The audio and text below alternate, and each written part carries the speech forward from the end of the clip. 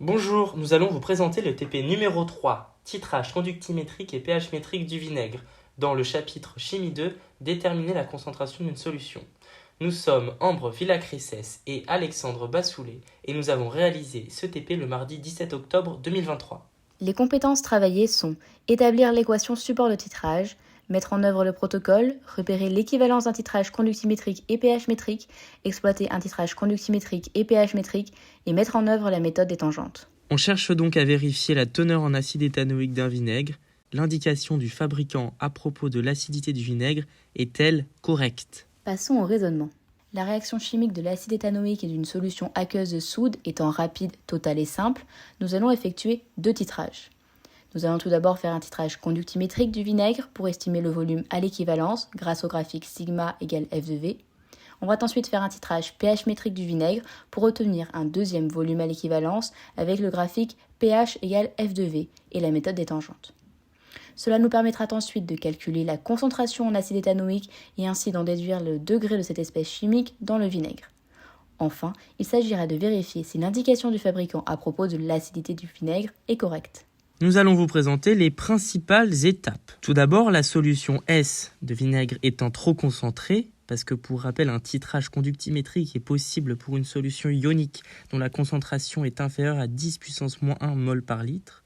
On effectue alors la dilution au 20e du vinaigre pour obtenir la solution S'. Par conservation de la quantité de matière en soluté, on trouve qu'il faut prélever 5 ml de solution de vinaigre à diluer dans un volume de 100 ml d'eau.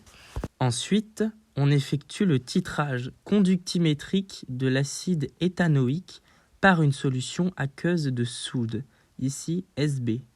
Pour rappel, on introduit millilitre par millilitre de solution SB et on relève la conductivité de la solution à chaque fois.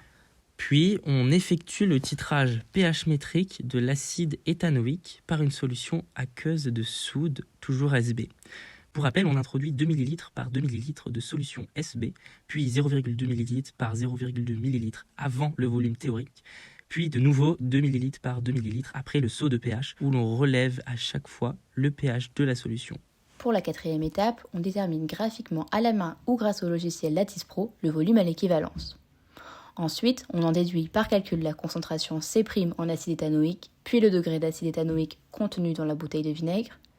Et enfin, on compare les deux résultats obtenus et on conclut quant à la validité de l'indication de l'étiquette. C'est l'heure des résultats. On trouve le volume à l'équivalence. C'est l'état pour lequel les réactifs ont été entièrement consommés de 3 façons différentes. La première avec le titrage conductimétrique. On trace les droites passant au plus près des points. L'intersection de ces deux droites nous permet d'obtenir le volume à l'équivalence. Ici, ce sera 13,6 ml. Deuxième méthode, grâce au titrage pH métrique et à la courbe du pH en fonction du volume. Grâce à la méthode des tangentes, nous trouvons grâce à Lattice Pro le volume équivalent. Ici, volume équivalent 2 est égal à 13,5 ml. Troisième méthode, similaire à la deuxième, mais cette fois-ci à la main, où l'on trouve le volume équivalent. Ici, 13,5 ml, comme le précédent. Concernant l'interprétation, une fois ces deux volumes équivalents trouvés, il nous faut en déduire la concentration en acide éthanoïque associée. Étant donné que la quantité de matière en réactif est nulle à l'équivalence, on obtient C' fois V' est égal à CB fois Vec. En isolant C', on trouve C' est égal à CB fois Vec sur V'. Cela nous permet de calculer C1', la concentration en acide éthanoïque pour Vec 1, et C2', la concentration en acide éthanoïque pour Vec 2. On trouve Ca' est égal à 6,8 fois 10-2 mol par litre et C2' est égal à 6,7 fois 10-2 mol par litre. Il nous faut maintenant en déduire le degré D correspondant. Or, le degré est égal à la masse de l'acide sur la masse du vinaigre. Par définition de la masse et du volume, et en simplifiant l'écriture au maximum, on obtient que le degré est égal à 20 fois C' fois la masse molaire de l'acide divisé par la masse volumique du vinaigre.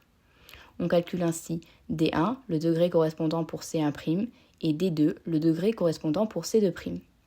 On trouve D1 est égal à 8 degrés et D2 est égal à 7,9 degrés. Pour conclure, le degré obtenu dans les deux cas se rapproche des 8 degrés annoncés sur l'étiquette avec 8 degrés et 7,9 degrés. On en déduit donc que l'indication du fabricant concernant l'acidité du vinaigre est correcte. De plus, D1 est environ égal à D2.